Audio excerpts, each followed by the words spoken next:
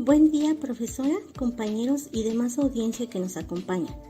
Este video es una tarea para el módulo 102, Neurociencias del Comportamiento, de la Licenciatura de Psicología de la UNAM, en el que les hablaremos sobre el desarrollo del sistema nervioso. ¿Alguna vez se han preguntado cómo se desarrolla el sistema nervioso? En este video les explicaremos. El sistema nervioso es el encargado de múltiples funciones.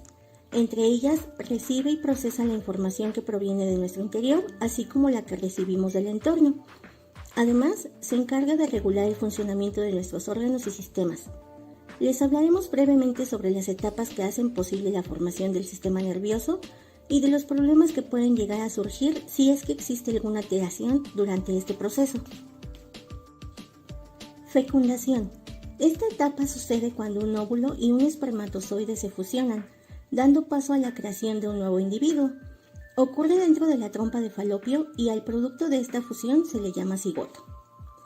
Etapa preembrionaria.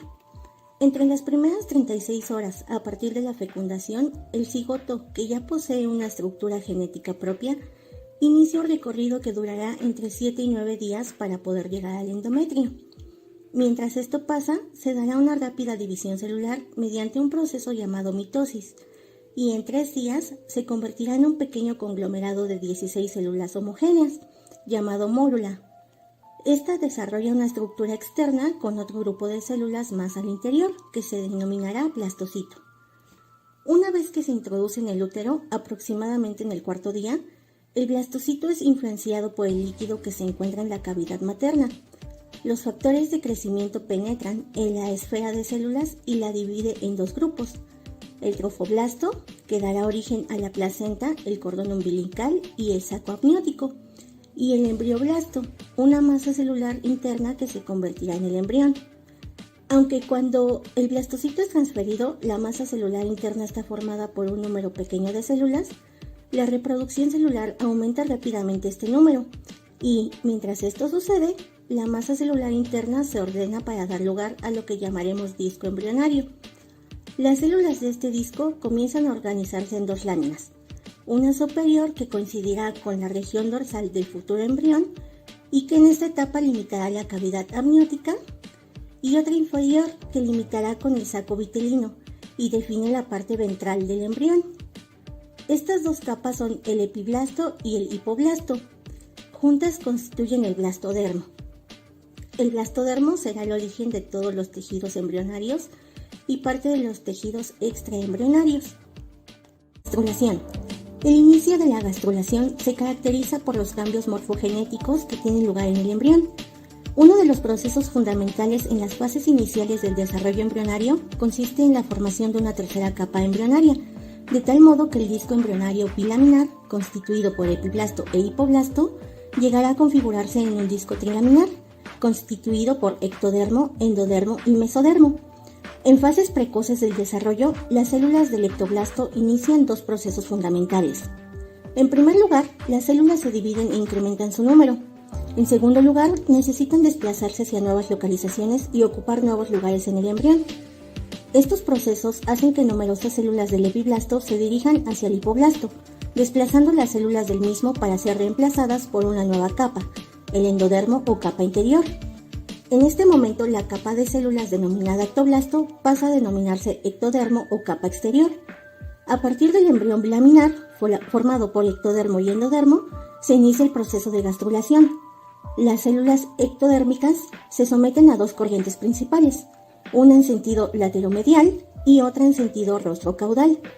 Así, cuando las células más laterales y las células más rostrales llegan al centro del embrión, se invaginan a nivel de la línea media, formando la línea primitiva y de esta manera el mesodermo. Neurulación. Simultáneamente a la gastrulación se origina el notocordio, el cual es un eje de organización y simetría del embrión. Se extiende a lo largo de la línea media e induce a que las células del ectodermo sean distintas a las células neurales precursoras. Estas se organizan en una estructura llamada placa neural. Este proceso es llamado neurulación. Un tiempo después, sus bordes laterales se elevan formando los pliegues neurales. La aparición de estas estructuras marca el inicio oficial del desarrollo del sistema nervioso. Los pliegues neurales continúan elevándose y orientándose en dirección medial, Luego se fusionan en la zona dorsal, lo que resulta en la formación del tubo neural. En el proceso de formación del tubo neural, el extremo anterior se va ensanchando para convertirse en las diferentes estructuras del encéfalo, y la porción posterior restante dará lugar a las estructuras de la médula espinal. Neurogénesis. Este proceso incluye los mecanismos básicos de proliferación, migración, diferenciación celular, formación de apéndices neurales, establecimiento de conexiones iniciales y apoptosis. Aproximadamente a los 40 días de gestación, las células que conforman el tubo neural empiezan a dividirse mitóticamente. De esta forma se inicia la generación de neuroblastos o células neurales primitivas. Durante el proceso de diferenciación celular, una vez que la célula ha migrado y llegado a su sitio de destino, la neurona empieza a extender sus proyecciones. Formación de vesículas primarias y secundarias. Con la fusión de los pliegues neurales que se producen en dirección rostral y caudal, quedan abiertas unas pequeñas áreas en sus extremos. Estas reciben el nombre de neuroporo rostral y neuroporo caudal. Una vez que se tiene la formación del tubo neural, este se dobla, pliega y contrae gracias a que ocurren movimientos morfogénicos. De esta forma se pueden evidenciar los precursores de las principales regiones encefálicas. A los 28 días de desarrollo, el tubo neural ya se ha cerrado y su extremo rostral se ha dividido en 3 cámaras que se conectan entre sí, transformándose en ventrículos, mientras que el tejido que la rodea forma 3 vesículas primarias de las que se desarrollará el encéfalo. Una vez que se forma el encéfalo, se divide en 3 regiones primitivas: prosencéfalo o cerebro anterior, mesencéfalo o cerebro medio y rombencéfalo o cerebro posterior. Cuando el embrión tiene aproximadamente 36 días, el prosencéfalo se divide parcialmente formando 2 vesículas cerebrales secundarias: el telencéfalo o cerebro terminal y el diencéfalo. El mesencéfalo no sufre ningún cambio, mientras que el rombencéfalo se divide en metencéfalo y mielencéfalo o encéfalo medular. A continuación les hablaremos un poco sobre las alteraciones más comunes en el neurodesarrollo. Estas alteraciones son trastornos que se producen en momentos específicos durante el desarrollo del sistema nervioso. Espina bífida. Este término se utiliza para describir una gran variedad de anormalidades congénitas en las que los arcos vertebrales no se cierran antes del nacimiento. Ocurre debido a la ausencia de las porciones dorsales en una o más vértebras que flanquean la médula o porque ambos arcos no se fusionan adecuadamente para completar el agujero vertebral. Los trastornos más comunes de este tipo se presentan en la región lumbar y sacra, pero puede presentarse en cualquier segmento de la columna.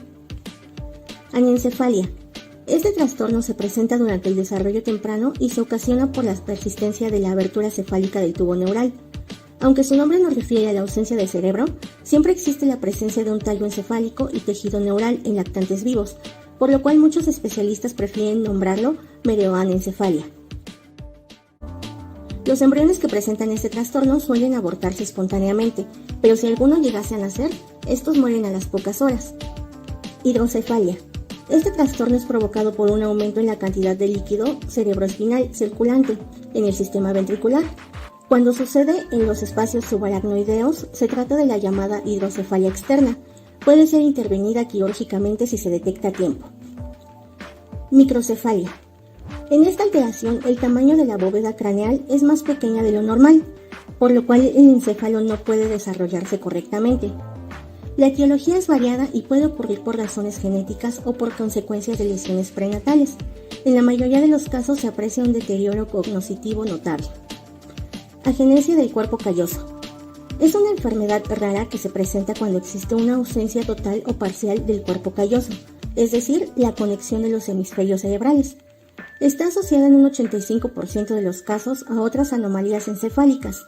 Se desconoce la etiología de esta alteración y no existen indicios que sugieran que se deba a un trastorno hereditario. Como pudimos observar, la formación del sistema nervioso es compleja y un pequeño cambio en este proceso puede alterar su desarrollo. Esperamos que este contenido haya sido de su agrado.